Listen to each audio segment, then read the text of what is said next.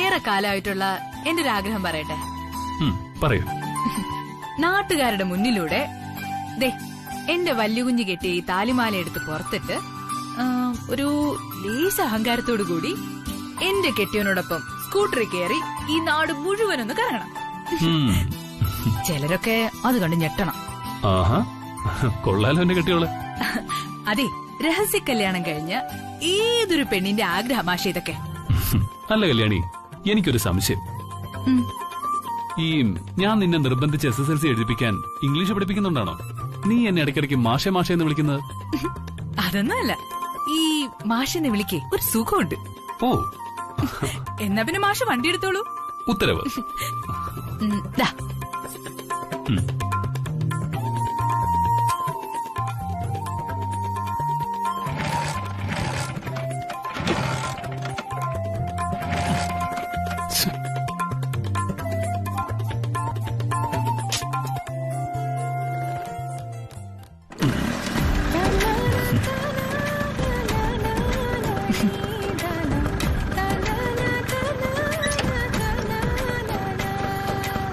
കല്യാണി, പോവാം.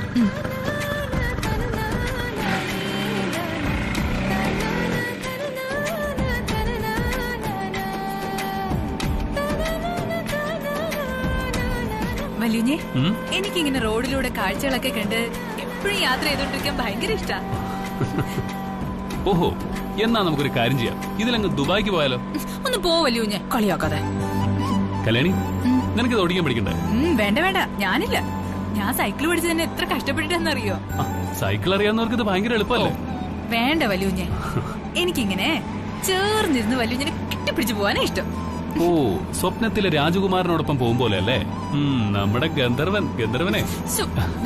വണ്ടി ഓടിക്കാണെന്ന് നോക്കില്ല കേട്ടോ, കുലുക്കി തരും ഞാൻ.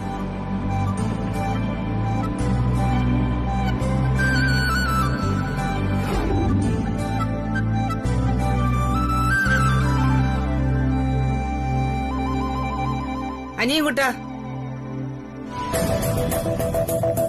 എടാ അനിയൻകുട്ടാ, ദാ വരുന്നു.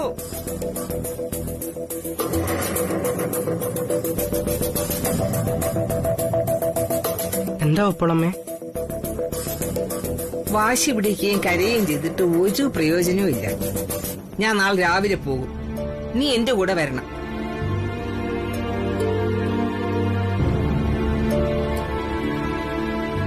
അനുസരണശീലമൊക്കെ ഉണ്ടാക്കാൻ എനിക്കറിയാം. നിന്റെ അച്ഛൻ ഞാൻ പറഞ്ഞ കമാന്നൊരു അക്ഷരം മിണ്ടില്ല. പിന്നെയല്ലേ നീ? എന്താടാ മിണ്ടാതെ നിൽക്കുന്നത്? ഒന്നുമില്ല ഒപ്പോളമ്മേ.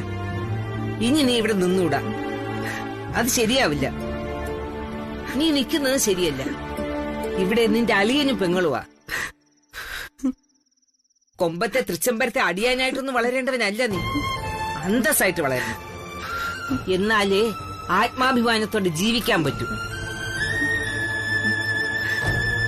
നാട്ടിൽ നിന്റെ അച്ഛനുണ്ട്, അവിടെ നിങ്ങൾക്കൊരു വീടുണ്ട്. കുറച്ചു മാറി ഈ ഓപ്പോളമ്മയുണ്ട്. നീ ഒരു ആൺചക്കനാണ്. എന്റെ ദാസിനെ ഭാവിയിൽ നോക്കേണ്ടത് നീയാണ്. ഇവിടെ നിന്ന് നിനക്ക് പഠിക്കാനൊന്നും പറ്റൂല. അതുകൊണ്ട് പുസ്തകങ്ങളും ഡ്രസ്സും ഒക്കെ എടുത്ത് അടുക്കി വെച്ചോ. അതിരാവിലെ നമുക്ക് പോണം.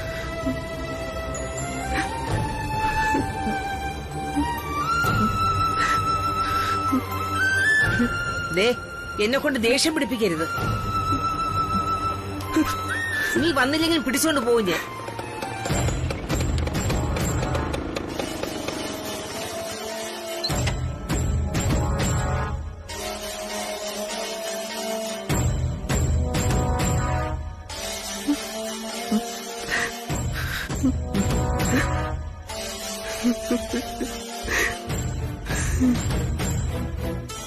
ഓ, അപ്പോൾ ഇതാണ് കഥാനായകൻ. താലി കെട്ടിയ പെണ്ണിന് ദുഃഖക്കടലിൽ മുക്കിയിട്ട് ശ്രീബുദ്ധനാകാൻ പോയാള്. എന്തേ മടങ്ങി വന്നത്? അതോ ആരെങ്കിലും കണ്ടെത്തി പിടിച്ചോണ്ട് വന്നാണോ? ഇപ്പൊ ചെയ്തു കൂട്ടിയ ദോഷങ്ങൾക്കെല്ലാം മാപ്പ് പറയാൻ ക്ഷേത്ര ദർശനത്തിന് പോയി. എടാ, ഈ നിൽക്കുന്ന ഇവനെ കണ്ടില്ലേ നീ? ഇവൻ കയറി കെട്ടി തൂങ്ങുന്നായിരുന്നു എനിക്ക് സംശയം. സുബ്രു, പ്ലീസ്, എല്ലാം ഒന്ന് കലങ്ങി തെളിയെന്ന് വിചാരിച്ച ഇളച്ച ചില സമയത്തൊരു നഴ്സറി കുഞ്ഞിന്റെ ബുദ്ധി ഇല്ലല്ലോടാ നിനക്ക്. കഷ്ടം. നാഴികയ്ക്ക് 40 തൊട്ടം അന്തസ് പ്രൗഢി എന്നൊക്കെ പറഞ്ഞു നടക്കുന്ന നിന്റെ അമ്മയെ പോലീസ് അറസ്റ്റ് ചെയ്ത് കൊണ്ടുപോകായിരുന്നെങ്കിൽ എന്തായിരുന്നു സ്ഥിതി? പിന്നെ അവർ ജീവിച്ചിരിക്കോ? നിന്റെ ഇളയച്ചന്റെ ഒരു ചാണക്യ ബുദ്ധി. പോട്ടെ സുബണ്ണ, ബ്രോ തിരികെ വന്നില്ലേ, അതിനും വലിയ സന്തോഷമുണ്ടോ സുബണ്ണ? അതല്ലടാ, നമ്മളെയൊക്കെ പറ്റിച്ചത് പോട്ടെ. ഇവനെ ശരണോന്ന് പറഞ്ഞ് ജീവിക്കുന്ന ആ പാവം കല്യാണിയോട് ഒരു വാക്ക് ഇവന് പറഞ്ഞുകൂടായിരുന്നു? ഒരു എല്ലാധികം ഉള്ള സ്ത്രീയാണെങ്കിലും ആ ഓപ്പോളമ വന്നതുകൊണ്ട് കല്യാണി ഇപ്പോഴും ജീവനോടെ ഇരിക്കുന്നു. പോട്ടെ മച്ചു, നീ അത് കളഞ്ഞേക്ക്. എടാ, നിന്റെ അച്ഛനുണ്ടല്ലോ, അതുപോലൊരു മനുഷ്യനെ കിട്ടാൻ തപസ്സിരിക്കണം. ആ മനുഷ്യൻ വന്ന് എന്റെ മുമ്പിൽ വിതുമ്പിയത് ഓർക്കുമ്പോ അത് വിട്. നീ ഒരു കമ്പനിയിൽ ജോലിക്ക് പോയില്ലായിരുന്നോ? അയാൾ നിന്നെ കൊണ്ട് പൊറുതിമുട്ടി. അയാളുടെ വീട്ടിൽ പോലീസുകാർ നിരങ്ങുമായിരുന്നു. ആ ജോലിയിൽ നിനക്ക് ഇനിയും തുടരാന്ന് എനിക്ക് തോന്നുന്നില്ല. അയാളുടെ സ്ഥാനത്ത് ഞാനായിരുന്നെങ്കിൽ നിന്നെ വെച്ചേക്കില്ല. സുബണ്ണ നിർത്ത സുബണ്ണ. ഇപ്പൊ ബ്രോ വന്നത് അബദ്ധായെന്ന് വിചാരിക്കുന്നുണ്ടോ? നീ വാ, നമുക്കൊന്ന് പുറത്തു പോയിട്ട് വരാം. വേണ്ട, എനിക്കൊരു ജോലിയുണ്ട്. വല്ലപ്പോഴെങ്കിലും അവിടെ പോണം. മാത്രമല്ല, ഇങ്ങനത്തെ ചങ്ങാത്തമാണെങ്കിൽ നീയുമായിട്ടുള്ള കൂട്ട് വിട്ടാലോന്ന് ആലോചിച്ച് നിൽക്കാൻ ഞാൻ. സുബ്രു, ഇത്രയും നിന്റെ മുഖത്തൊക്കെ ഔട്ടോസ് വെച്ച് പറയാൻ പറ്റില്ല. അതാ ഇങ്ങോട്ട് വിളിപ്പിച്ചത്. ഇന്ന് ഓഫീസിൽ അദാലത്ത് വെച്ചിരിക്കുക. കൃത്യസമയത്ത് എത്തണം. നമുക്ക് വൈകിട്ട് കാണാം. ശരി. നീ പറ്റുമെങ്കിൽ കുറച്ച് സമയം ആ പെണ്ണിന്റെ അടുത്ത് പോയിരിക്കും. പോട്ടടാ. ശരി. ചുമ്മാ. ഓക്കെ, ശരി, കാണാം. ശരിടാ.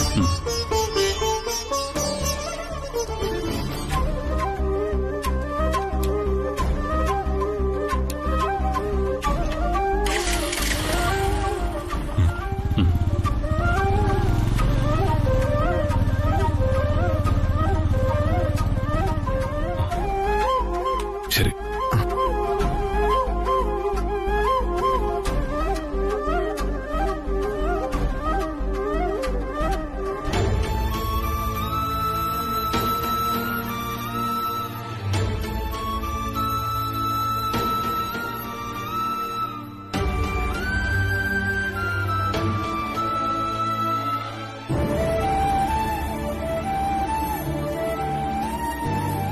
അനിയൻകുട്ടാ,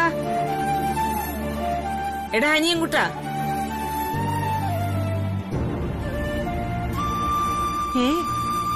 നീ എന്താ റെഡിയായില്ലേ? വേഗം ആകട്ടെ. ഈ വേഷമൊക്കെ മാറി ബാഗ് എടുത്തോണ്ട് വാ. ഓ, കരഞ്ഞ് കരഞ്ഞ് കണ്ണും മുഖവും ഒക്കെ നീര് വന്ന് വീർത്ത് കിട്ടിയതുപോലെയായി. ചെല്ല്, പോയിട്ട് വാ.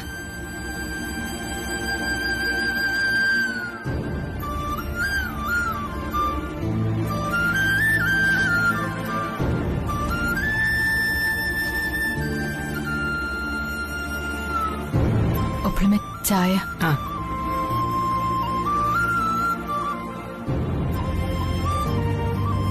ഒപ്പളമേ,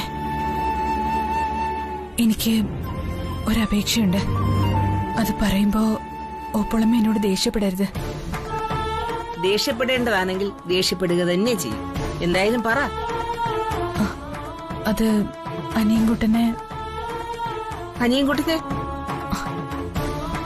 ഒപ്പളമേ അനിയൻകുട്ടനെ കൊണ്ടുപോരുത്. എനിക്കത് വലിയ സങ്കടാവും. നിന്റെ സങ്കടം തീർക്കാൻ ആ ചെറുക്കന് ജീവിതം നശിപ്പിക്കണം. അവിടെ ദാസ് ഒറ്റയ്ക്കേ ഉള്ളൂ. അത് മാത്രമല്ല, ഇവിടെ നിന്ന് ചെറുക്കന്റെ പഠിത്തം ഒന്നും ശരിയാവില്ല. ഇത്രയും നാളും അവന്റെ അമ്മ ഞാൻ തന്നെയായിരുന്നില്ലേ ഒപ്പളമേ? ശരിയാ, സമ്മതിച്ചു. പക്ഷേ ഇനി അത് വേണ്ടെന്നാ ഞാൻ പറഞ്ഞത്. നിങ്ങളുടെ സ്വകാര്യ ജീവിതത്തിൽ എപ്പോഴും അവനുണ്ടാകുക എന്ന് വെച്ചാൽ അതൊരു അതിയെപ്പറ്റാണ്. അവൻ വല്ലപ്പോഴും വിരുന്നു വരുന്ന ഒരു അതിഥി ആയിക്കോട്ടെ. അപ്പൊ നിങ്ങൾക്ക് സന്തോഷം, അവനും സന്തോഷം. അതല്ലേ അതിന്റെ ശരി. റെഡിയായോ? ഇതിനല്പം മധുരം കൂടുതലാണല്ലോ അഖില. വല്ലപ്പോഴും അല്പം മധുരമൊക്കെ ആവാം കൃഷ്ണേട്ട. മാത്രമല്ല, ഇന്ന് പായസം ഞാനുണ്ടാക്കിയതാ. അത് ശരി. എന്നിന്റെ ശ്രീമതി കിച്ചണിൽ കയറിയോ? എന്റെ കൃഷ്ണേട്ടന് എന്റെ കൈകൊണ്ടുണ്ടാക്കിയ പാൽപായസം തരാൻ വേണ്ടി മാത്രം. വെറുതെ അല്ല പാൽപായസത്തിന്റെ ഒരു പ്രത്യേക രുചി.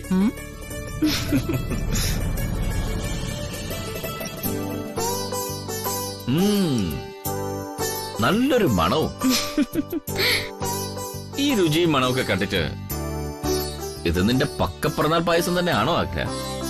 അതെന്താ കൃഷ്ണേട്ട അങ്ങനെ ചോദിച്ചേ? വേറൊന്നും കൊണ്ടല്ല ആഗ്ര. നല്ല ബന്ധങ്ങൾ കരിമ്പ് പോലെയാണ്. അത് വളച്ചാലും ഒടിച്ചാലും ചതച്ചാലും പിഴിഞ്ഞാലും മധുരം തന്നെയായിരിക്കും ലഭിക്കുക. എല്ലാ ബന്ധങ്ങളും കരിമ്പാവണമെന്നില്ലല്ലോ കൃഷ്ണേട്ട. അതും ശരിയാണ്.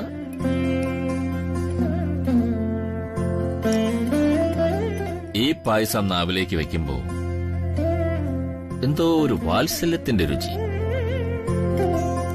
ഒരമ്മയുടെ മണം, മനസ്സ് നിറഞ്ഞ് സന്തോഷിക്കുന്ന ഒരമ്മയുടെ ചേരുവകൾ ചേരുമ്പടി ചേർത്ത ഒരു രുചിക്കൂട്ട്.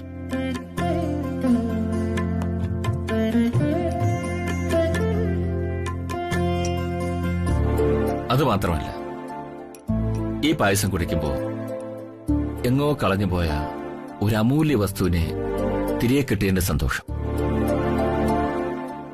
എന്താകല, നിനക്കും അങ്ങനെ തോന്നുന്നുണ്ടോ? ഈ പക്കപ്പിറന്നാളിന് വേണ്ടി നീ എത്ര ദിവസം കാത്തിരുന്നു?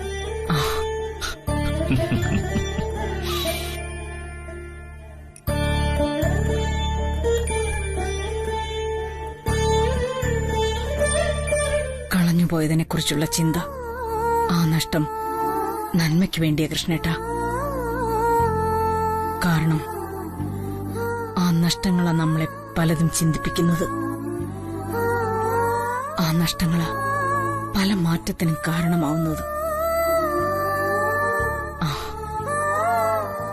കൂടുതൽ സമയം മധുരം ആസ്വദിച്ചിരിക്കാതെ റെഡിയാവാൻ നോക്ക്. ഇന്ന് ഓഫീസിൽ പോണം. ഓക്കേ. അതെ കൃഷ്ണേട്ട, ബിസിനസ് ഇന്നത്തെ ഈ നിലയിൽ എത്തിച്ചത് അവർ അഹോരാത്രം പ്രയത്നിച്ചിട്ടാ. അത് നിലനിർത്തി പോകേണ്ടത് നമ്മുടെ ആവശ്യമാണ് കൃഷ്ണേട്ട. അതിനവർക്കൊരു ട്രീറ്റ് കൊടുക്കണം, ഡിയും കൂട്ടിക്കൊടുക്കണം.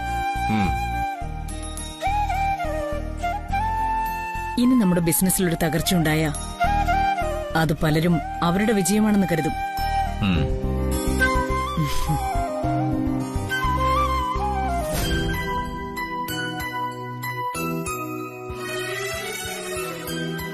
കൃഷ്ണേട്ടാ, മക്കളെ കണ്ടു തുടങ്ങിയതൊന്നുമല്ല നമ്മൾ ഈ ബിസിനസ്. അവരൊക്കെ തലയെടുക്കും മുമ്പ് ബിസിനസ് രംഗത്ത് സ്വന്തമായിട്ടൊരു സാമ്രാജ്യം കെട്ടിപ്പടുത്തവരാ നമ്മള്. അഖില, നീ പറയുന്നതൊക്കെ ശരി തന്നെയാണ്. തൊഴിലാളികളുടെ മനസ്സിന്റെ തൃപ്തി ഒരു പ്രധാന കാര്യം തന്നെയാണ്. പക്ഷേ ഇപ്പൊ നീ പ്രഖ്യാപിക്കാൻ പോകുന്ന ഡിയും ഈ ട്രീറ്റും തൊഴിലാളികൾക്ക് സന്തോഷമാകാനോ അതോ നിന്റെ സ്വന്തം സന്തോഷത്തിനോ? സത്യം പറയാക്കല, ഇതും പക്കപ്പിറന്നാളിന്റെ ട്രീറ്റ് തന്നെയല്ലേ? കൃഷ്ണേട്ടന് അങ്ങനെയൊക്കെ തോന്നും. എത്രയും പെട്ടെന്ന് ആനന്ദ് ഗ്രൂപ്പ് ഓഫ് കമ്പനീസിന് പുതിയൊരു ബ്രാൻഡ് അംബാസിഡറെ കണ്ടെത്തണം.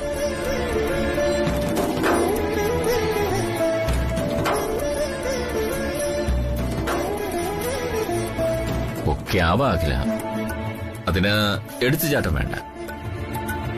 ആനന്ദ് ഗ്രൂപ്പ് ഓഫ് കമ്പനീസ് പുതിയൊരു ബ്രാൻഡ് അംബാസിഡർ തിരഞ്ഞെടുക്കുന്ന വാർത്ത ബിസിനസ് ലോകത്ത് വീണ്ടും ഒരു ചർച്ചയാവും. മികച്ച അമ്മയും മകനെയും തിരഞ്ഞെടുത്ത ബിസിനസ് ലോകം അടക്കിപ്പിടിച്ച് ചിരിക്കും. അതിനിപ്പോ നമ്മളായിട്ട് സാഹചര്യം ഒരുക്കണോ? എന്ത് സാഹചര്യം?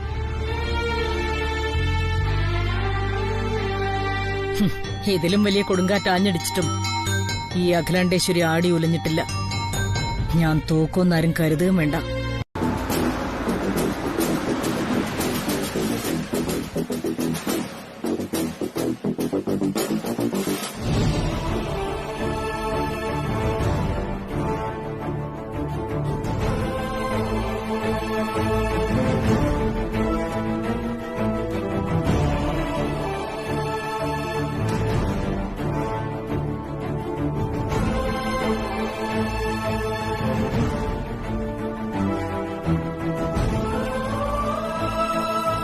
കൃഷ്ണേട്ടാ നമ്മുടെ മോൻ. ഇപ്പൊ ഒരു പൊളിഞ്ഞ സ്കൂട്ടറും ഉണ്ട്. ഇതിന്റെയൊക്കെ വല്ല കാര്യം ഉണ്ടായിരുന്നു അവന്?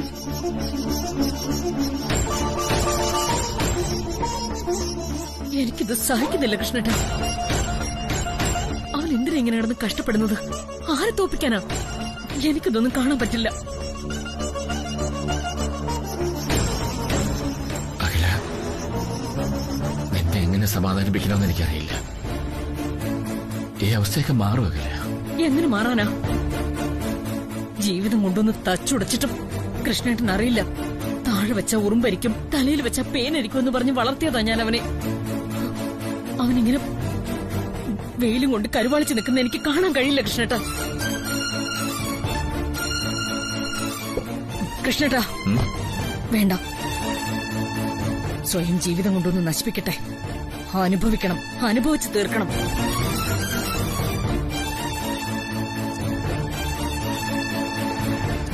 കൃഷ്ണന്റെ വണ്ടി എടുക്ക്.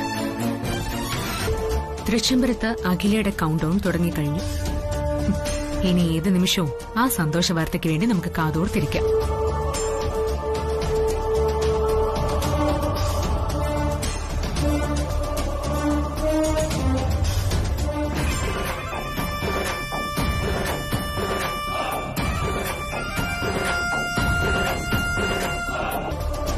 ഇന്ന് നടുറോഡിൽ ഒരു തുരുമ്പ് പിടിച്ച സ്കൂട്ടറുമായി ഒരു വെയിലത്ത് നിൽക്കുന്ന മകനെ കണ്ടപ്പോൾ നീ നേരത്തെ പറഞ്ഞ പെറ്റ വയറ് വേദനിച്ചില്ലെങ്കിൽ എന്തുകൊണ്ട് വേദന തോന്നിയില്ല എന്ന് ചിന്തിച്ച് നിനക്ക് കുറ്റബോധം ഉണ്ടാവണം. ആ കുറ്റബോധം നീ ഇനി എത്ര ചിരികൊണ്ട് ഒളിപ്പിക്കാൻ നോക്കിയാലും അത് തിരുത്തുന്ന കാലം വരെയും നിന്നെ വേട്ടയാടിക്കൊണ്ടേയിരിക്കും.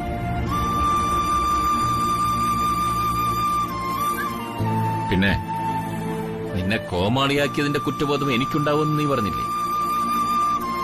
ആനന്ദ് ദാസിന്റെ മകളുടെ കഴുത്തിൽ താലി കെട്ടി എന്ന് അറിഞ്ഞ നിമിഷം മുതൽ നിന്നോടത് പറയാൻ ഞാൻ ശ്രമിച്ചതാണ്.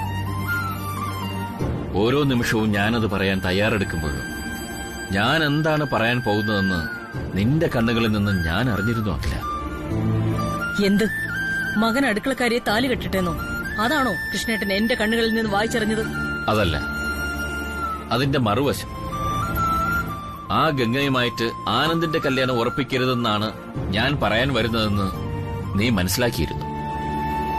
അതിൽ നിന്ന് ഒഴിഞ്ഞു മാറാൻ ശ്രമിക്കരുതക്കില്ല. എന്താ, ഞാൻ കെട്ടിയ താലിയിൽ കൈവച്ചുകൊണ്ട് നിനക്ക് പറയാമോ നീ അത് മനസ്സിലാക്കിയിരുന്നില്ല എന്ന്?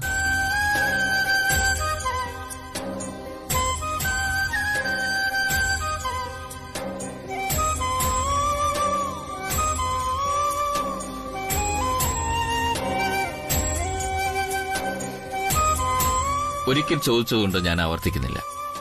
ആ നാഗമടുത്ത ഗംഗയുമായി നിന്റെ മകന്റെ കല്യാണം നീ നടത്തിയിരുന്നെങ്കിൽ ഇന്ന് പാപഭാരം കൊണ്ട് സ്വയം ചിതയൊരുക്കി അതിലേക്ക് ചാടേണ്ടി വന്നേനെ അഖില നിനക്ക്. എന്താ, അതിന്റെ പകുതി ഭാരമെങ്കിലും എന്റെ തലയിൽ വെച്ച് കിട്ടാൻ പറ്റുമോ? പറ്റണമായിരുന്നുവെങ്കിൽ നമുക്ക് ആനന്ദും ഗംഗയുമായിട്ടുള്ള കല്യാണം നടത്തിയാലോ കൃഷ്ണേട്ടാ എന്ന് ചോദിക്കണമായിരുന്നു. അല്ലാതെ ഞാൻ ഇത്രാം തീയതിയിൽ കല്യാണം നടത്തും എന്ന് പ്രഖ്യാപിക്കുകയല്ല വേണം. കൃഷ്ണേട്ടാ എന്നുവെച്ച് തൃച്ചംബരത്ത് ആനന്ദകൃഷ്ണൻ കുടുംബത്തിന്റെ പാരമ്പര്യവും അഭിമാനവും കളഞ്ഞ് ഡ്രൈവർ ദാസിന്റെ മകളെ കെട്ടിയത് മഹത്തായ കാര്യമാണെന്നൊന്നും ഞാൻ പറയുന്നില്ല. പക്ഷെ ഒന്നു പറയാം, സ്നേഹിച്ച പെണ്ണിനെ കൊടുത്ത വാക്ക് പാലിച്ച് കൂടെ കൂട്ടിയതിൽ അവന്റെ ഭാഗത്ത് വലിയൊരു ശരി തന്നെയായിരുന്നു.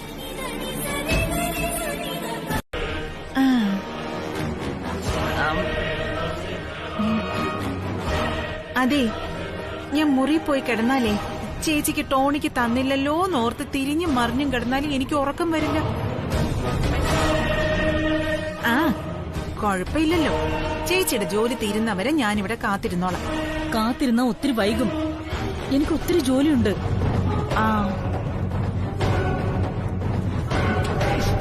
ടോണിക്കെവിടെ? അത് കുടിച്ചാ പ്രശ്നം തീരുമല്ലോ. എടുക്ക്, എടുക്കാൻ.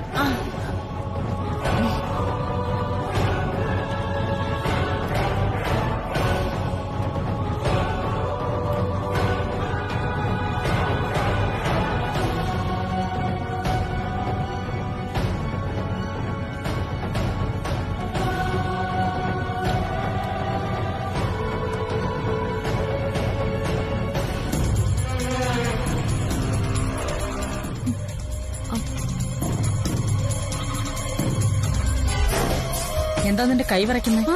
ആ, ഏയ് കുഴപ്പമൊന്നുമില്ല. ചേച്ചിക്ക് തോന്നുന്നതാ. ദാ, എന്റെ കയ്യിൽ വേറെ കയ്യിലൊന്നുമില്ല.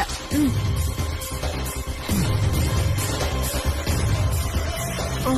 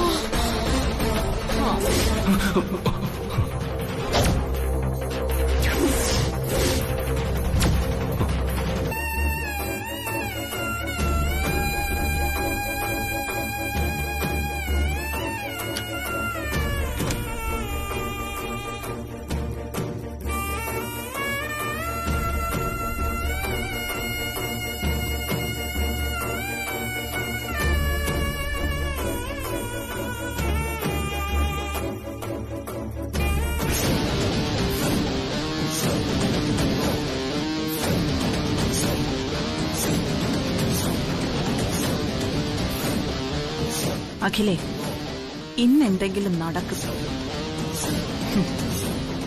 ഇവിടെ വന്നു കേറിയ നാള് മുതല് എന്റെ മനസ്സിൽ താലോല് ചോമനിച്ചുകൊണ്ട് നടക്കുന്ന സ്വപ്ന പൂവണിയാൻ പോകുന്നത്. ഏതായാലും ഉറങ്ങിയൊന്നൊന്ന് നോക്കിയിട്ട് വരാം.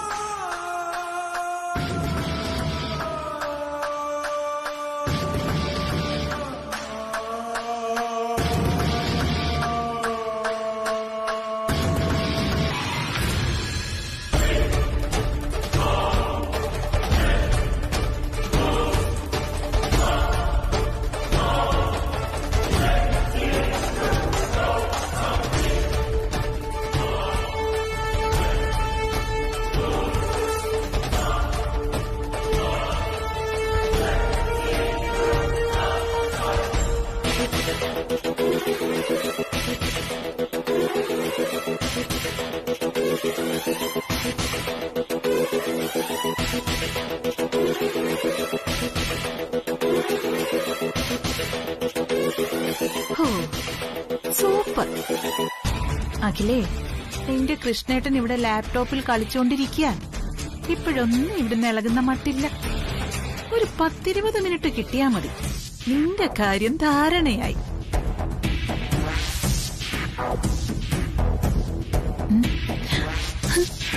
അയ്യോ,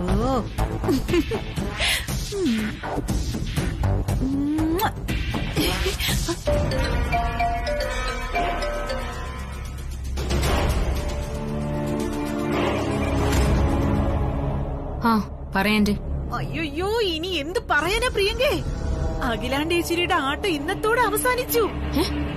എന്താ ഈ പറയുന്നത്? സത്യ പ്രിയങ്കേ, ഇപ്പൊ ഞാൻ അഖിലാണ്ടേശ്വരിയുടെ മുറിയിൽ പോയി നോക്കിയിട്ട് വരിക. ശ്വാസമോ അനക്കോ ഇല്ലാതെ കിടക്ക അവിടെ. ശിവരാമേട്ടൻ ഹാളിൽ ഇരുന്നേ ലാപ്ടോപ്പിൽ എന്തോ അർജന്റ് വർക്ക് ചെയ്തോണ്ടിരിക്കുക. ഞാൻ അഖിലാണ്ടേശ്വരി ഉറങ്ങുന്നത് പോലെ തോന്നിക്കാൻ മുറിയിലെ ലൈറ്റും ഓഫ് ചെയ്ത് കതകും ചാരിയിട്ടാ വന്നിരിക്കുന്നെ. ഇപ്പൊ ആര് ചെന്ന് നോക്കിയാലും അഖിലാണ്ടേശ്വരി ഉറങ്ങിക്കിടക്കുകയാണെന്നേ തോന്നും. ഓ, ഇന്നത്തെ കാറ്റ് വീശുന്നതേ നമുക്ക് വേണ്ടിയാ പ്രിയങ്കേ. ഗുഡ്. ഇനി ഒരു കാര്യം കൂടി ശ്രദ്ധിച്ചോ. ആരെങ്കിലും കണ്ടാ തന്നെ അഖിലാണ്ടേശ്വരിക്ക് ഫസ്റ്റ് എയ്ഡ് ചികിത്സ കിട്ടാതെ നോക്കണം. അല്ലെങ്കിലും തൃച്ചംബരത്ത് ആർക്കെങ്കിലും അസുഖം വന്നാ ഡോക്ടറെ തൃച്ചംബരത്തേക്ക് വരുത്താറാണല്ലോ പതിവ്. ആ പതിവ് ഈ കാര്യത്തിലും തിരുത്തണ്ട. ഈ ഒരു വിജയത്തിന് വേണ്ടി ആന്റി ഇത്രയും നാളും നമ്മൾ നടത്തിയ പ്ലാനുകളൊക്കെ പരാജയപ്പെട്ടത്. അതെ പ്രിയങ്കേ, നീ പറഞ്ഞതാ അതിന്റെ ശരി. പക്ഷേ ഈ സന്തോഷം എനിക്ക് അടിച്ചു പൊളിച്ച് ആഘോഷിക്കാൻ പറ്റുന്നില്ല എന്ന ഒറ്റ സങ്കടേ ഉള്ളൂ. പിന്നൊരു കാര്യം പറയാൻ പ്രിയങ്കേ, അഖില ചത്ത് മലച്ച് കിടക്കുമ്പോ ഏതായാലും അന്വേഷണം ഉണ്ടാവും. അപ്പോ ഒരു തെളിവും കിട്ടാതിരിക്കാൻ ഞാൻ ആ ടോണിക് ബോട്ടിലും കൂടി ഇങ്ങ് മാറ്റി. Very good aunty. പിന്നെ ആഘോഷം അത് നമുക്ക് ഒരുമിച്ച് ആഘോഷിക്കാം. ആ, പിന്നെ എന്റെ വക ഒരു സ്പെഷ്യൽ ഗിഫ്റ്റ് ഉണ്ട് ആന്റിക്ക്. അയ്യോ, എനിക്ക് മാത്രമായിട്ട് എന്ത് ഗിഫ്റ്റ് പ്രിയങ്കെ? ആടി തകർത്തത് ഞാനാണെങ്കിലും തിരക്കഥ നിന്റെ ആണല്ലോ. Okay aunty. അഖിലാണ്ടേശ്വരിയെ ഹോസ്പിറ്റലിലേക്ക് കൊണ്ടുപോകാതിരിക്കാൻ ഡോക്ടറെ വിളിക്കുന്ന കാര്യം മറക്കണ്ട. അപ്പോ ഗുഡ് നൈറ്റ് ആന്റി. ഓ അതേ പ്രിയങ്കെ, ഇന്നാണ് നമ്മുടെ ജീവിതത്തിലെ യഥാർത്ഥ ഗുഡ് നൈറ്റ്. അതെ ആന്റി, ഇന്ന് തന്നെയാ യഥാർത്ഥ ഗുഡ് നൈറ്റ്. എന്നാ പിന്നെ വെച്ചേക്ക് പ്രിയങ്കെ. Good night, good night, good night.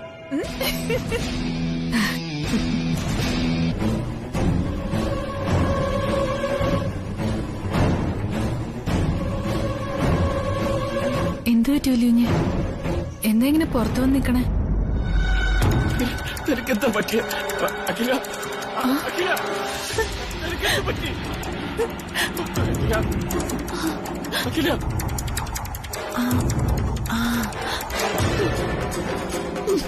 അഖില അഖില എഴുന്നേൽക്ക്. അഖില അഖില എന്താ എന്തു പറ്റി ശിവരാമേട്ട? എന്തു പറ്റി ചേച്ചിക്ക്? ചേച്ചി ചേച്ചി, അയ്യോ ചേച്ചി കണ്ണു തുറക്ക്. ചേച്ചി എഴുന്നേൽക്ക്. എന്തു പറ്റി ചേച്ചി? ചേച്ചി അഖില അഖില അഖില ചേച്ചി ചേച്ചി കണ്ണു തുറക്ക് ചേച്ചി.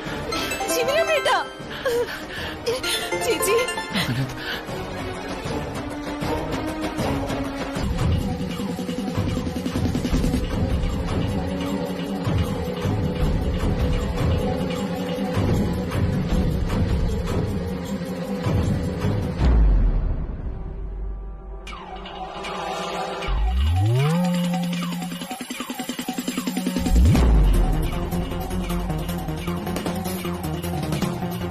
അഖില, അഖില,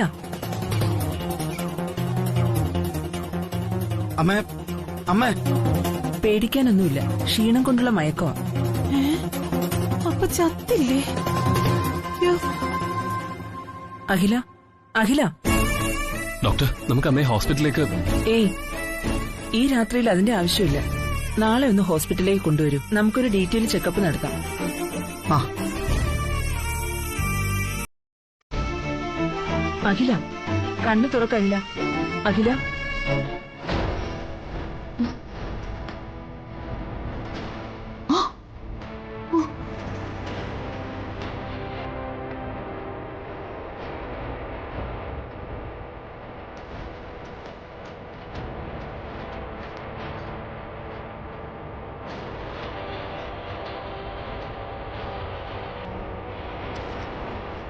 എന്തു പറ്റി അഖില?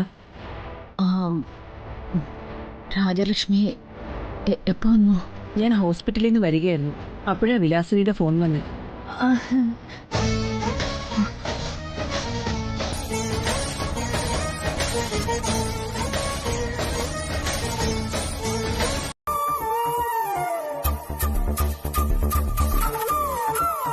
ഞാൻ എപ്പോ അഖിലാന്റിയെ കാണാൻ ചെല്ലുന്നോ അപ്പൊ വരും വിലാസിനി ആന്റി പുറകെ. ഒരക്ഷരം അഖിലാന്റിയോട് സംസാരിക്കാൻ സമ്മതിക്കില്ല. ആനന്ദം കല്യാണിയും തൃച്ചമ്പരത്തുനിന്ന് പോയത് പിന്നെ അഖിലാന്റിയുടെ കാര്യം വിലാസിനി ആന്റി ഏറ്റെടുത്തതുപോലെയാ.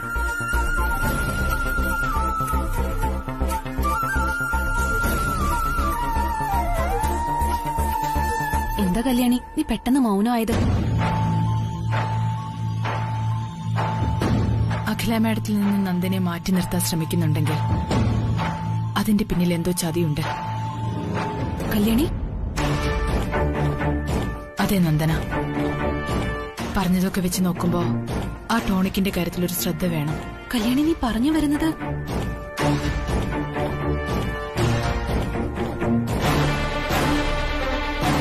അഖില മാഡത്തിന് ആ ടോണിക്കിന്റെ രുചിയുടെ കാര്യത്തിൽ ഒരു വ്യത്യാസം തോന്നിയിട്ടുണ്ടെങ്കിൽ അത് വെറുതെ ആവില്ല. ഓരോ ദിവസവും ഓരോ പുതിയ ബോട്ടിൽ ടോണിക്ക് വേണം അഖില മാഡത്തിന് കൊടുക്കാൻ. അല്ലെങ്കിൽ നമുക്ക് അഖില മാഡത്തിന് നഷ്ടപ്പെട്ടെന്ന് വരും. വിലാസിനി മാഡം അഖില മാഡത്തിനെ കൊല്ലാൻ വരെ മടിക്കില്ല. നീ എന്താ എന്നെ ഭീഷണിപ്പെടുത്താൻ നോക്ക? അഖിലേച്ചിക്ക് ഷോക്ക് അടിച്ചതാണെന്ന് അഖിലേച്ചി തന്നെ പറഞ്ഞതാണല്ലോ. പിന്നെ ഇങ്ങനെ നീ മെനഞ്ഞുണ്ടാക്കുന്ന കഥയൊക്കെ ആർക്ക് വേണം?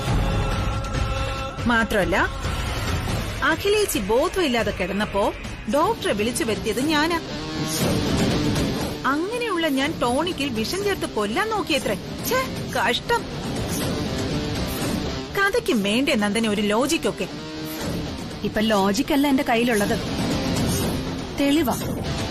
പകല് പോലെ വ്യക്തമായ തെളിവ്. തെളിവോ? എന്ത് തെളിവ്?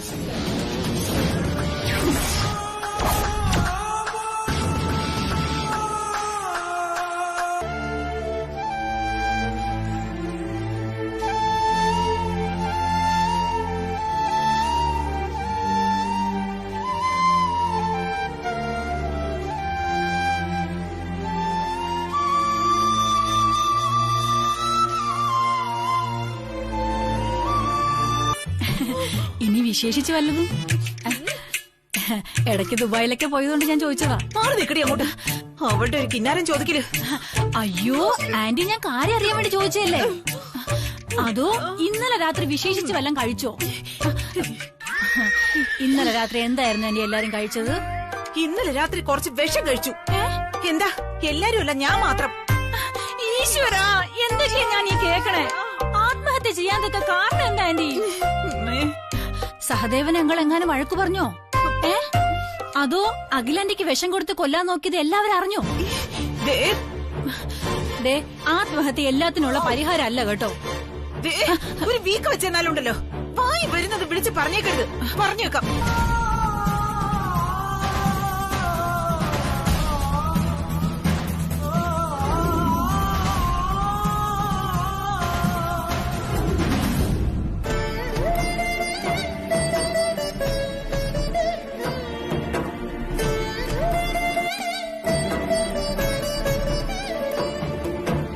തൃച്ചംബരത്തെ അഖിലാണ്ടേശ്വരി സുഖമായിരിക്കുന്നില്ലേ? നന്നായിട്ട് നോക്കണം. അഖിലയുടെ ആരോഗ്യം ശ്രദ്ധിക്കേണ്ടതേ ആന്റിയാ. പ്രിയങ്കേ, വേണ്ട. നീ എന്നെ ഇങ്ങനെ താറടിച്ചൊന്നും സംസാരിക്കണ്ട. എത്രമാത്രം ശ്രദ്ധിച്ചാന്നറിയോ ഞാൻ കാര്യങ്ങളൊക്കെ ചെയ്തത്? മുടങ്ങാതെ കൃത്യമായി ഞാൻ ആ സ്ലോ പോയിസൺ അഖിലാണ്ടേശ്വരിക്ക് കൊടുക്കുകയും ചെയ്തതാ. കൃത്യമായിട്ട് കൊടുത്തുപോലും. ആന്റി കൊടുത്തത് സ്ലോ പോയിസൺ ആയിരിക്കില്ല, അമൃതായിരിക്കും. അമൃത്. പ്രിയങ്കേ, ഇവിടെ എന്താ നടന്നെന്ന് ആദ്യം നീ ഒന്ന് കേൾക്കണം.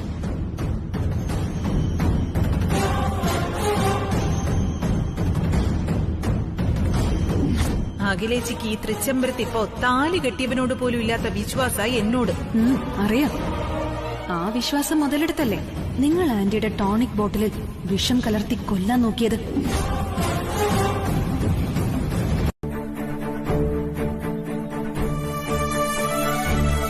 നീ എന്താടാ എന്നെ ആദ്യം കാണുന്ന പോലെ? എന്താടാ ഇതൊക്കെ? നിനക്ക് ഇതിന്റെയൊക്കെ വല്ല കാര്യമുണ്ടോ? ഇങ്ങനെ ഓട്ടോറിക്ഷയിലൊക്കെ കറങ്ങിറക്കേണ്ട ആളാണോ നീ? എടാ എടാ, നീ എന്തിനാ സ്വയം ഇങ്ങനെ അപമാനിതനാവുന്നേ? എടാ, ഓട്ടോറിക്ഷ കയറുന്നത് അപമാനമാണെങ്കിൽ ഞാനതങ്ങ് സഹിച്ചു. എന്നും സാധാരണക്കാരന്റെ ആശ്രയം ഓട്ടോറിക്ഷയാ. സാധാരണക്കാരൻ? സുബ്രു, നീ ആദ്യം എന്നെ അത്യാവശ്യമായിട്ട് വിളിച്ചു വരുത്തിയ കാര്യം പറ. വിളിച്ചു വരുത്തിന് വേറെ കാര്യമുണ്ട്, പറയാം. എന്നാത് പറയ. ഇന്നലെ ഒരാൾ എന്റെ ഓഫീസിൽ വന്നിരുന്നു. നീ സംശയിക്കണ്ട, അഖിലാന്റി ഒന്നുമല്ല. പിന്നെ? അതായത് കോസ്മെറ്റിക് ഐറ്റംസിന്റെ ഒരു കമ്പനി വെറുതെ പൂട്ടിക്കിടക്കുന്നു. അതിന്റെ ഉടമസ്ഥനെ ഞാൻ കണ്ടത്. ടാക്സിന്റെ ഒരു റിലാക്സേഷൻ വന്നത് അയാൾ ഓഫീസിൽ. ഞാനത് സാധിച്ചു കൊടുത്തു. അതിന്റെ നന്ദി പറയുന്ന കൂട്ടത്തിൽ അയാളിൽ നിന്ന് എനിക്ക് അറിയാൻ കഴിഞ്ഞത് അയാൾക്ക് ആ കമ്പനി തുടർന്ന് നടത്താൻ താല്പര്യമില്ലെന്നാ.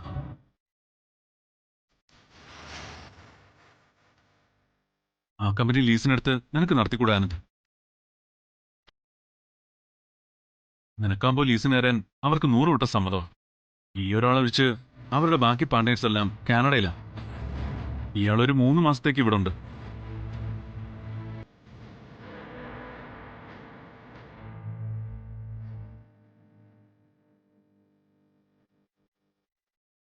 എന്തു പറയുന്നു? നിനക്ക് സമ്മതമാണെങ്കിൽ നമുക്ക് അയാളുമായി ഇന്ന് തന്നെ സംസാരിക്കാം. പിന്നെ ഈ ആലോചനയും നിർദ്ദേശങ്ങളും ഒക്കെ നല്ലത് തന്നെയാ സുബ്രു. പക്ഷെ കമ്പനി കിട്ടിയതുകൊണ്ട് മാത്രം കാര്യമുണ്ടോ? ബിസിനസ് തുടങ്ങണമെങ്കിൽ അതിന് മുതൽ മുടക്ക് വേണം. വേണം. നിന്റെ കയ്യിൽ തൽക്കാലം ക്യാഷ് ഇല്ലെന്ന് എനിക്കറിയാലോ. അപ്പൊ അതിന് ഞാനൊരു മാർഗം കണ്ടെത്തിയിട്ടുണ്ട്. എന്ത് മാർഗം? ആ, പണം ഞാൻ മറിച്ചുതരാം. അതിനൊക്കെയുള്ള ചില സോഴ്സുകളെയും കണ്ടെത്തിയിട്ടുണ്ട്. പോരാതെ വന്ന എന്റെ PF നിന്ന് ലോൺ എടുത്തുതരാം. ലോൺ എടുക്കുന്നുണ്ട്, നീ പേടിക്കണ്ട. നീ തൊട്ട പൊന്ന.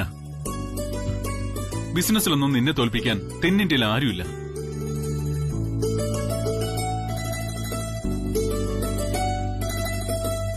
നിന്റെ ഈ നോട്ടത്തിന്റെ അർത്ഥം എനിക്ക് മനസ്സിലായി. ശിവരാമൻ അങ്കിളിന്റെയോ അരവിന്ദിന്റെ സപ്പോർട്ടോടു കൂടിയല്ല ഞാൻ ഈ കാര്യവുമായി നിന്റെ മുമ്പിലേക്ക് വന്നത്. ഞാൻ നിന്റെ ആത്മാർത്ഥ സുഹൃത്താ എന്നും. നിനക്കെന്നെ വിശ്വസിക്കാം. അപ്പോ കാര്യങ്ങളൊക്കെ മനസ്സിലായ സ്ഥിതിക്ക് ഇനിയെങ്കിലും മാഡം മര്യാദയ്ക്ക് നിൽക്കാൻ നോക്ക്. എന്റെ അമ്മായിയമ്മയുടെ ദേഹത്ത് ഒരു മുള്ളു പോലും കൊള്ളാതിരിക്കാൻ ഒരു വിളിപ്പാടകലത്ത് ഞാനുണ്ടാവും. തൃച്ചംബരത്തെ മൂത്ത മരുമകൾ. കൊള്ളാം. എന്നാലേ മരുമകൾ ഒരു കാര്യം ചെയ്യണം. എന്നും ഇങ്ങനെ വാങ്ങിക്കൊണ്ടുവരുന്ന പത്രത്തിന്റെ ചരമക്കോളത്തിലേ മറക്കാതെ നോക്കണം അമ്മായിയമ്മയുടെ പടം അച്ചടിച്ചു വന്നിട്ടുണ്ടോന്ന്.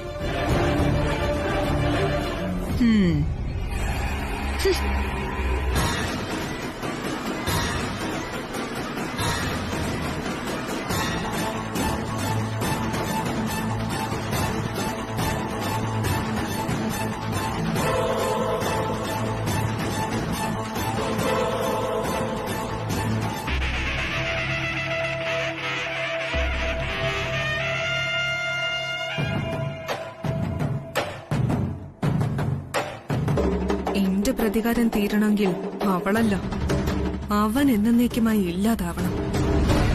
അവൻ മരിച്ചാ അതോടെ തീർന്നില്ലേ ഗംഗ ആ കഥ? അതല്ല, അവനും ആ അടുക്കളക്കാരിയും മരിക്കാതെ മരിക്കണം. അങ്ങനെ ജീവിക്കുന്നത് നമ്മൾ കാണണം. അവനെ ജയിലിലേക്ക് അയക്കാനുള്ള വഴിയാ ഞാൻ തയ്യാറാക്കുന്നത്. എന്തു വഴി?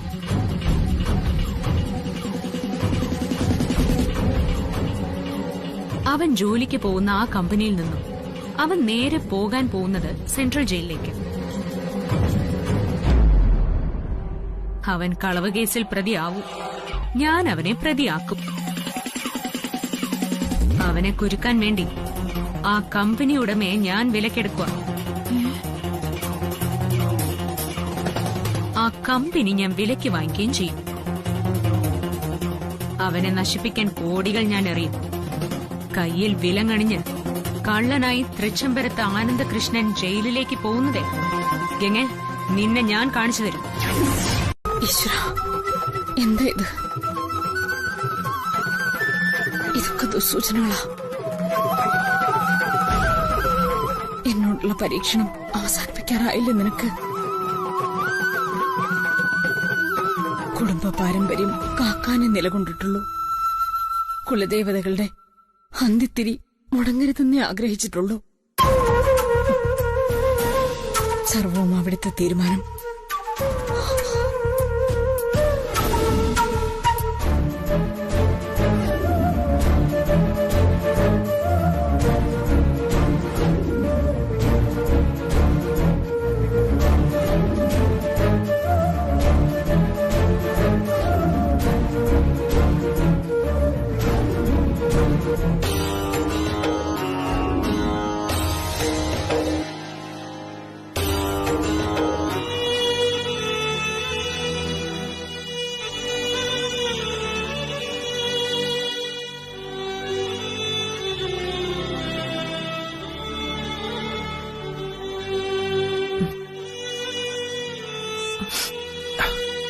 അരവിന്ദ്,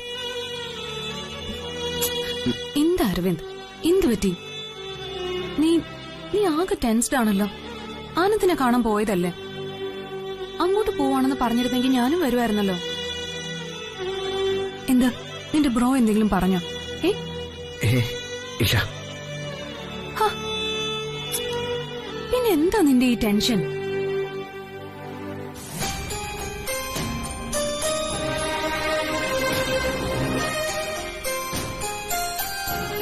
അല്ല ബ്രോ, ഇത് പുറത്തൊരു സ്കൂട്ടർ എടുക്കുന്നത്?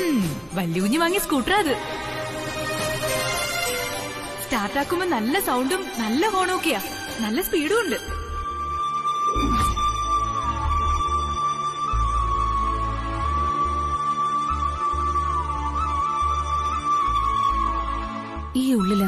എനിക്ക് മനസ്സിലാവുന്നുണ്ട്. പക്ഷെ നമുക്ക് എന്ത് ചെയ്യാൻ പറ്റും? എന്റെ ബ്രോയുടെ ജീവിതം എനിക്ക് സഹിക്കാൻ പറ്റുന്നില്ല നന്ദന. എനിക്കിതങ്ങോട്ട് ഉൾക്കൊള്ളാനാവുന്നില്ല. എനിക്ക് സഹിക്കുന്നില്ല. പിന്നെ ആനന്ദിനെ ജീവനെ പോലെ സ്നേഹിക്കുന്ന അരവിന്ദനെ സഹിക്കാനാവൂ? നിനക്കറിയോ നന്ദന എന്റെ ബ്രോ ആരാണെന്ന്? അറിയില്ല. നിങ്ങൾക്ക് ആർക്കും ഒരു ചുക്കും അറിയില്ല. പഠിക്കുന്ന കാലത്ത് എല്ലാത്തിനും ഒന്നാമനായിട്ട് എന്റെ ബ്രോ പഠിച്ചത്. മറ്റുള്ളവർക്കൊന്നും ബുദ്ധിയില്ലാഞ്ഞിട്ടല്ല. എത്ര ശ്രമിച്ചാലും എന്റെ ബ്രോയുടെ സ്ഥാനത്ത് എത്താൻ കഴിയില്ലായിരുന്നു. അതുകൊണ്ടാ എന്റെ ബ്രോ തയ്യാറാക്കുന്ന പ്രൊജക്ടുകൾക്കെല്ലാം പൊന്നിന്റെ വിലയുള്ളത്. പൊന്നിന്റെ വില. നിനക്കറിയോ നന്ദന, സൗത്ത് ഇന്ത്യയിൽ ഇത്രയും മികച്ചൊരു ബിസിനസ്മാൻ ഇല്ല. എന്റെ ബ്രോ ഇന്ന് വരെ എടുത്ത ഓരോ തീരുമാനങ്ങളും ഒന്നിനൊന്നും മികച്ചതായിട്ടേ ഉള്ളൂ. ഒടുവിൽ കല്യാണിയുടെ കാര്യത്തിൽ അങ്ങനെ തന്നെയാ. ഇത്രയും വലിയ മനസ്സും കഴിവുള്ള ആളെയാ പുകഞ്ഞ കൊള്ളിയായിട്ട് പുറത്തേക്ക് എറിഞ്ഞിരിക്കുന്നത്. ഇതാണോ സ്നേഹം എന്ന് പറയുന്നത്? ഇതാണോ പുത്രവാത്സല്യം? എനിക്ക് എത്ര ആലോചിച്ചിട്ട് ഇതിനൊരു ഉത്തരം കിട്ടുന്നില്ല. പാരമ്പര്യം പ്രൗഢി. എന്ത് പാരമ്പര്യം? അല്ല, എന്താ ഈ പാരമ്പര്യം? പണ്ട് നാട്ടുരാജാക്കന്മാര് പതിച്ചു കൊടുത്ത സ്വയം അധികാരത്തിന്റെ തഴമ്പോ? അതോ സ്വർണം കെട്ടിയ കുറുവടിയായിട്ട് നടന്ന അഷ്ടിക്ക് വകയില്ലാത്തവരെ വിറപ്പിച്ച മാടമ്പിമാരായ മുത്തശ്ശന്മാരുടെ വീരഗാഥയോ? അവരൊക്കെ ആരായിരുന്നു എന്ന് തിരഞ്ഞിറങ്ങിയ ഒരുപക്ഷെ ഈ തലമുറയിൽപ്പെട്ട ഞാനും ബ്രോയൊക്കെ ലജ്ജിച്ച് തല താഴ്ത്തി നിൽക്കേണ്ടി വരും. പാരമ്പര്യം ഒന്നാം ഘട്ട. എടീ, നിഷ്കളങ്കയായിട്ടുള്ള ഒരു ഇഷ്ടപ്പെട്ട് കല്യാണം കഴിച്ചതിന്റെ പേരില് തകർന്നടിയുന്ന ഒരു ചീട്ട് കൊട്ടാരമാണോ ഈ ഉയർത്തിക്കൊണ്ടു കിടക്കുന്ന പാരമ്പര്യം? അങ്ങനെയാണെങ്കിലേ അത് തകർന്നടിയട്ടെ. ആരഭിമാനത്തിന് വേണ്ടി അതെടുത്ത് തലയിലെടുത്ത് വെച്ചിരിക്കുന്നേ? പാരമ്പര്യം പോലും. ഇനി ഉണ്ടാവുന്ന പരമ്പര ഇതെല്ലാം നിലനിർത്തുന്ന എന്തത്ര ഉറപ്പ്? തറവാടിത്തത്തിന്റെയും പാരമ്പര്യത്തിന്റെയും പേരിൽ തോന്നിയ അപമാനമാണെങ്കിലേ ഈ പറഞ്ഞ തറവാടിത്തം നിനക്കുണ്ടല്ലോ. എന്റെ ബ്രോ ഒരു ഡ്രൈവറുടെ മകളെ കല്യാണം കഴിച്ചപ്പോ ആ അപമാനം നിനക്ക് തോന്നിയില്ലല്ലോ. അതിന് കാരണം നിന്റെ ഉള്ളിലെ നന്മയാണ് നന്ദന. ആ നന്മയാണ് ഈ തൃച്ചംബരത്തുള്ളവർക്ക് ഇല്ലാതെ പോയത്. എല്ലാവരുടെയും കാഴ്ചപ്പാടുകൾ ഒരുപോലെ ആവണമെന്നില്ലല്ലോ അരവിന്ദ്. സൗകര്യത്തിനനുസരിച്ച് മാറുന്ന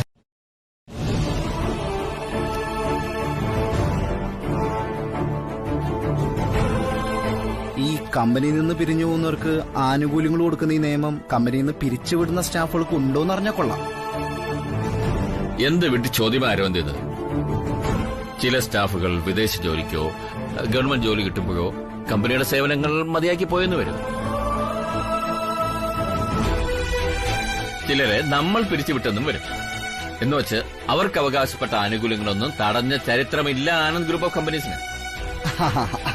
അതാണ് എനിക്ക് അറിയേണ്ടത്. അങ്ങനെയാണെങ്കിൽ ബ്രോയ്ക്ക് കൊടുക്കാനുള്ള ആനുകൂല്യങ്ങളും കൊടുക്കണം. അങ്ങനെയല്ലേ വേണ്ടേ? ഈ ബ്രോ എന്ന് പറഞ്ഞ ഞാൻ പറഞ്ഞത് ഈ ആനന്ദകൃഷ്ണനെ കുറിച്ചാണ്. അപ്പൊ അതിന് എനിക്കൊരു ഉത്തരം കിട്ടണം. നീ ആരാ? യൂണിയൻ നേതാവോ? മറ്റുള്ളവരുടെ ആനുകൂല്യങ്ങൾക്ക് വേണ്ടി മീഡിയേറ്റർ ആയിട്ട് വരാൻ?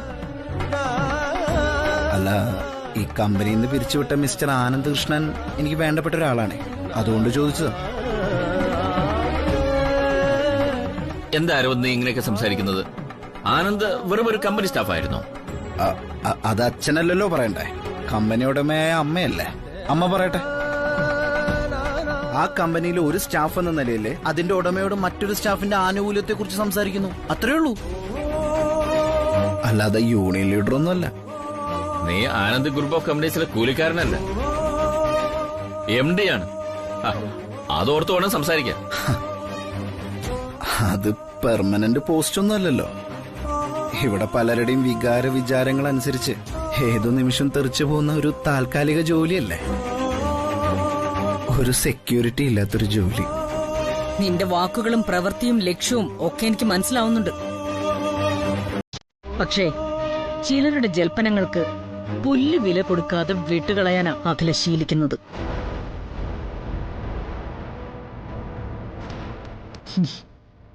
ഇപ്പൊ നിന്റെ ആവശ്യം എന്താ? എല്ലാവർക്കും കൊടുക്കുന്ന പോലെ പിരിച്ചുവിട്ട മിസ്റ്റർ ആനന്ദകൃഷ്ണനും അർഹതപ്പെട്ട ആനുകൂല്യങ്ങൾ കൊടുക്കണം.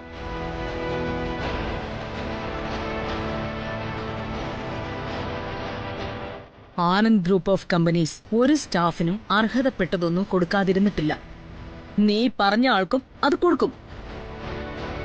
അതിന് എത്ര വലിയ എമൗണ്ട് ആണെങ്കിലും വൈകിപ്പിക്കില്ല. ഇന്ന് 11 മണിക്ക് ഇവിടെ വന്ന് എന്റെ മുന്നിൽ വെച്ച് അത് വാങ്ങിക്കൊള്ളാൻ അയാളോട് പറയണം.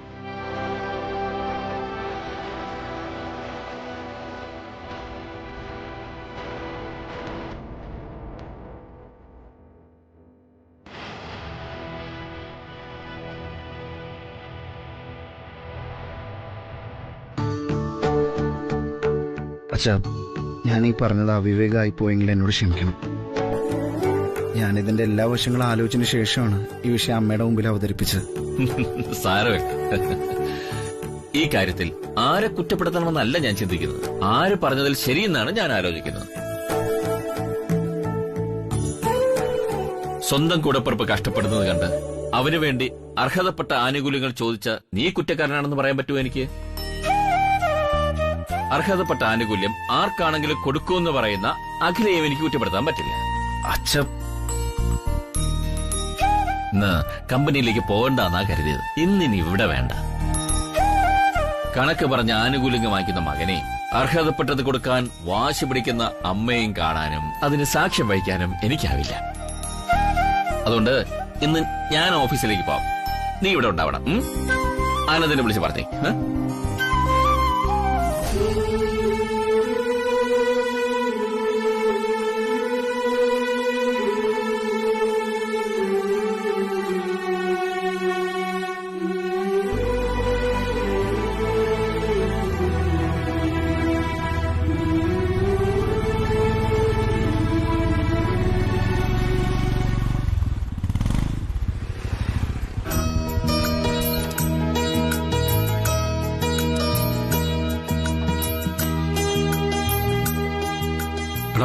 സോറി, ഒരു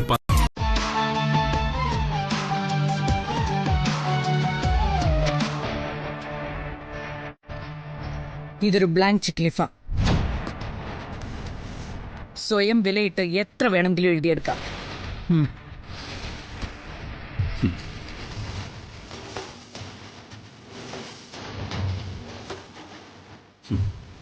പത്ത് മാസം നൊന്ത് പ്രസവിച്ചത് മാത്രമല്ല, വിലയിടാനാവാത്ത കണക്ക്. അതുപോലെ വിലയിടാനാവാത്ത 100 കാര്യങ്ങളുണ്ടാവും ഈ പ്രപഞ്ചത്തിൽ, ഈ ജീവിതത്തിൽ. അതിലെ കണക്കുകൾ വിലയിടാൻ ശ്രമിച്ചാൽ ചിലപ്പോൾ ഒരു ചെക്ക് ലീഫിൽ നിന്നില്ലെന്ന് വരും, അക്കൗണ്ടിലുള്ളത് തികഞ്ഞില്ലെന്നും വരും.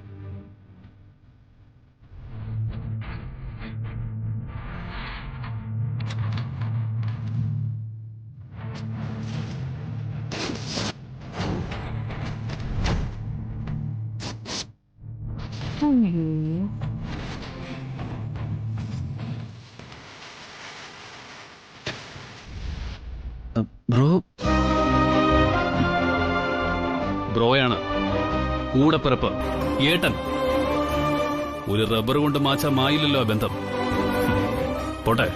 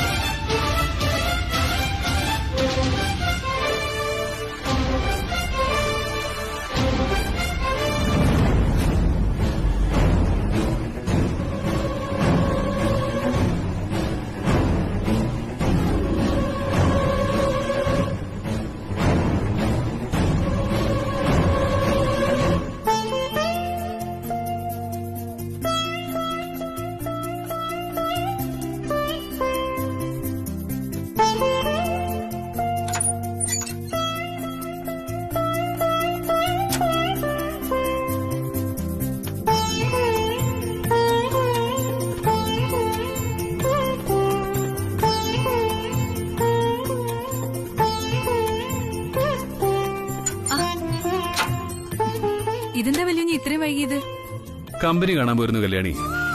എന്നിട്ട് മെഷീനറീസ് ഒന്നും വലിയ കുഴപ്പമില്ല, എല്ലാം വർക്കിംഗ് കണ്ടീഷനിൽ തന്നെ. കാര്യങ്ങളൊക്കെ ഉറപ്പിച്ച് എഗ്രിമെന്റ് സൈൻ ചെയ്തപ്പോ തന്നെ നേരം വൈകി. ഈ നോട്ടത്തിന്റെ അർത്ഥം എനിക്ക് മനസ്സിലായി. ക്യാഷ് എവിടെ നിന്നല്ലേ? അത് സുബ്രു തന്നു. ദാ.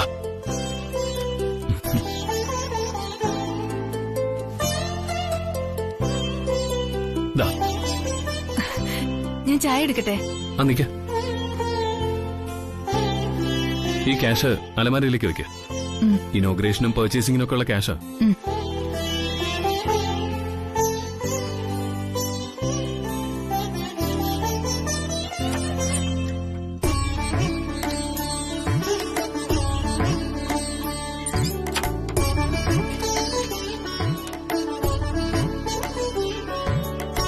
സുബ്രുവേട്ടന് വല്യുഞ്ഞെന്ന് വെച്ച ജീവനാ. കല്യാണി, ജീവിതത്തിൽ ഒരാളുടെ വിജയം എന്ന് പറയുന്നത് ഒരു നല്ല സുഹൃത്തിനെ തെരഞ്ഞെടുക്കുന്നതില്. അതിനോളം വരില്ല വേറൊന്നും. അല്ല, അനികൂടെ അവിടെ? അവൻ അച്ഛന്റെ മുറിയിൽ അടച്ചിരുന്ന ഓൺലൈൻ ക്ലാസ്സിലാ. വല്യുഞ്ഞെന്ന് കാണണം കേട്ടോ. ക്ലാസ് റൂം പോലെ തന്നെയാ. ഈ ഗൂഗിൾ മീറ്റില് എല്ലാവരും പരസ്പരം കണ്ടാ പഠിക്കണേ. നാളെ മുതല് കമ്പനി കാര്യങ്ങളിലേക്ക് നീങ്ങണം. നല്ലൊരു ദിവസം നോക്കി വേണം കമ്പനി തുടങ്ങാൻ. നാളെ തന്നെ നമുക്ക് പോയി ഗുരുജിയെ കണ്ട് കമ്പനി തുടങ്ങാനുള്ള ഒരു മുഹൂർത്തം കുറിപ്പിക്കണം. കല്യാണി, കമ്പനി തുടങ്ങാൻ ഒരുപാട് കാര്യങ്ങൾ ചെയ്യാനുണ്ട്. ആയിക്കോട്ടെ മാഷേ, എന്നാലും നാളെ തന്നെ നമുക്ക് പോയി ഗുരുജിയെ കണ്ട് മുഹൂർത്തം കുറിപ്പിക്കണം. പിന്നെ പോകുന്ന വഴിക്ക് തെച്ചിക്കാട് പരബ്രഹ്മ ക്ഷേത്രത്തിൽ കൂടി ഒന്ന് കയറണം. അത് കഴിഞ്ഞിട്ട് മതി ഗുരുജിയെ കാണുന്നത്. ശരി, ആയിക്കോട്ടെ. എന്നാ പിന്നെ മാഷു പോയി ഫ്രഷ് ആയിട്ട് വാ. ഞാൻ എപ്പോഴേക്കും ചായ എടുത്തിട്ട് വരാം. ശരി.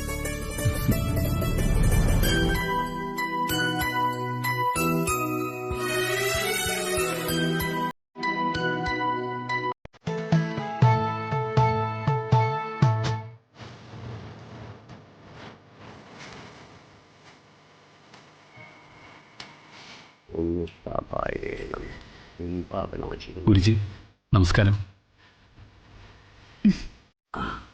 നമസ്കാരം. എന്താ എല്ലാവരും കൂടി? ആഹാ, സുബ്രഹ്മണ്യം പോറ്റിയുണ്ടല്ലോ. എന്താ വിശേഷിച്ച്?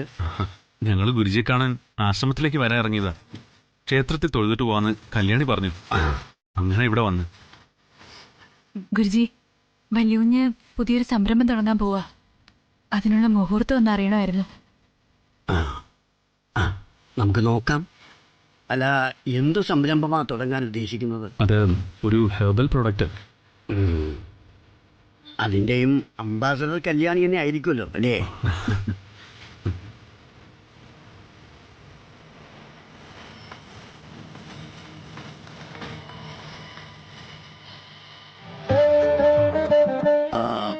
ആനന്ദിന്റെ ജന്മനക്ഷത്രം പൂരമല്ലേ? അതെ ഗുരുജി.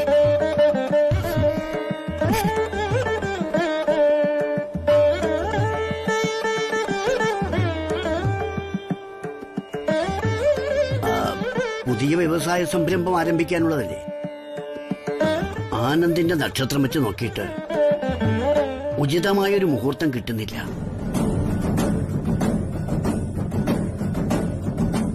ഏതായാലും ഒന്നുകൂടെ നോക്കാം.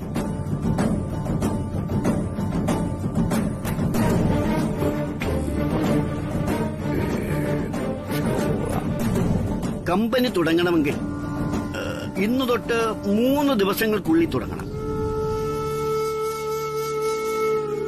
അതായത് 3 ദിവസവും 10 വിനാഴികയും കഴിഞ്ഞാൽ ആനന്ദിന്റെ നക്ഷത്രദശ പാടെ മാറുകയാണ്. പിന്നീട് പുതിയൊരു സംരംഭത്തിന്റെ തുടക്കത്തിന് 732.5 ദിവസം, അതായത് 2 ആണ്ടുകൾ കാത്തിരിക്കേണ്ടി വരും. അപ്പോ അധികം വൈകാതെ കമ്പനിയുടെ ഉദ്ഘാടനം നടത്തണം അല്ലേ ഗുരുജി? അതെ. വളരെ പെട്ടെന്ന് സ്റ്റാർട്ട് ചെയ്യണമെന്ന് വെച്ചാൽ അതിനുള്ള ഒരുക്കങ്ങളൊക്കെ ചെയ്യണ്ടേ? അതെ.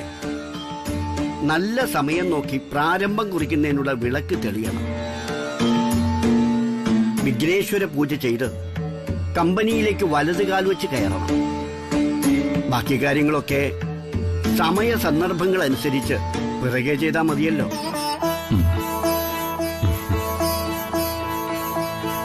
ഗുരുജി പറഞ്ഞതനുസരിച്ചാണെങ്കിൽ മറ്റന്നാളെങ്കിലും ഉദ്ഘാടനം നടന്നിരിക്കണ്ടേ? ഇനിയിപ്പോ അതേ പറ്റൂ. ഗുരുജി പറഞ്ഞു കഴിഞ്ഞല്ലോ. അപ്പോ അങ്ങനെ തന്നെ കുറിക്കട്ടെ. ശരി ഗുരുജി.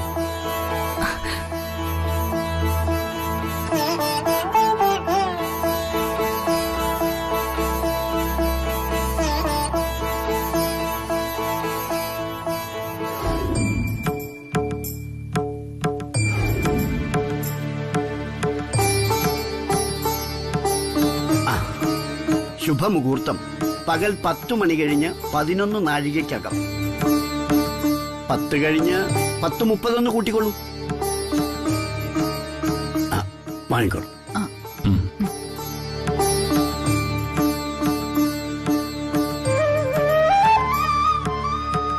സദാ ശിവചൈതന്യം വിളങ്ങട്ടെ.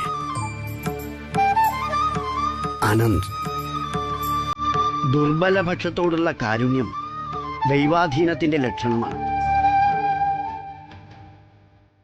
പ്രതിസന്ധികൾ അനവധി ഉണ്ടായേക്കാം. പക്ഷേ ആത്യന്തികമായി ദൈവം അവനെ അനുഗ്രഹിച്ചിരിക്കുന്നു.